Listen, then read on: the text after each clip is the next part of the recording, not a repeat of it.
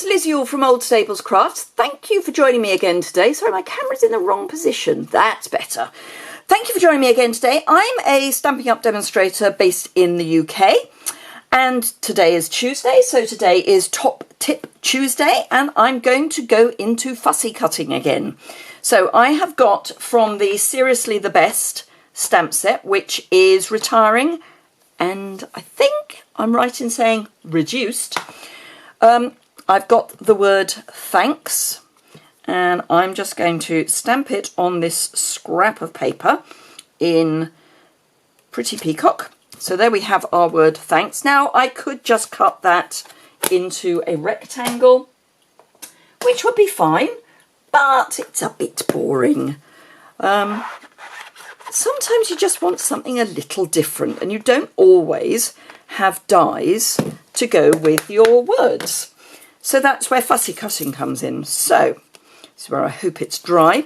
I'm going to start just by snipping those bits off because I really don't need them. The key with fussy cutting is really just to have the courage of your convictions and to move your paper, not your scissors. Your scissors just open and close. Slowly, but they just open and close. But you then move the paper so that you can follow the line of whatever it is you're wanting to cut out. Now, I don't tend to go into the words. Life really is too short. So I'm just pretending that I am a die and that we have a die to cut out the word thanks. So this is like a shadow die. So all I'm doing is moving the card. I'm not moving the scissors. All I'm doing is moving the card. Now you can see I do tend to hold my scissors in a rather cack-handed fashion. I don't know why. It's just how I do.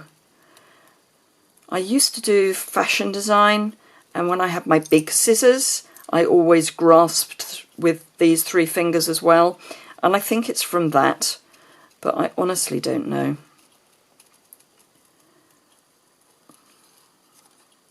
And I just find having them at a slight angle means that you're more likely to be able to see what you're doing. So I tend to have them a bit flat to the card. Now there will come a point, and we're getting quite close to it, where I get really irritated by the piece of card I'm cutting away. And when that happens, what I do is I take my scissors out and I go back and I cut from somewhere that I've already cut.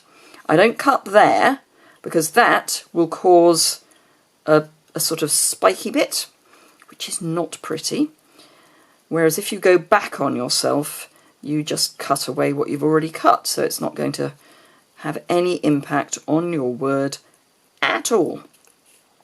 Now, while I have you, later today I have got another project which is for the Spot Challenge, so do come back and have a look at that. If you don't already subscribe, if you hit the subscribe button back down there, you will be notified when I post. And I do post, most mornings I post at 8 o'clock, but I do have other posts as well, so it's not quite that predictable. Let me grab a dark piece of cardstock, and there you are, you can see. Now, there are a couple of bits where that was where I stopped in order to cut the piece of card away. So you can go back and just trim off any bits that you find annoying. But that's it, really. So try fussy cutting. Start with a simple outline shape, and then you can get into more precise fussy cutting. And you can do paper, you can do stamped images, you can do all sorts of things. Anyway, thank you very much indeed for joining me again today. I hope you found that helpful. I hope you've learnt something. And I look forward to seeing you back here later this morning for the Spot Challenge. I've got a really, really elegant card to share with you. So I hope you'll come back and see that.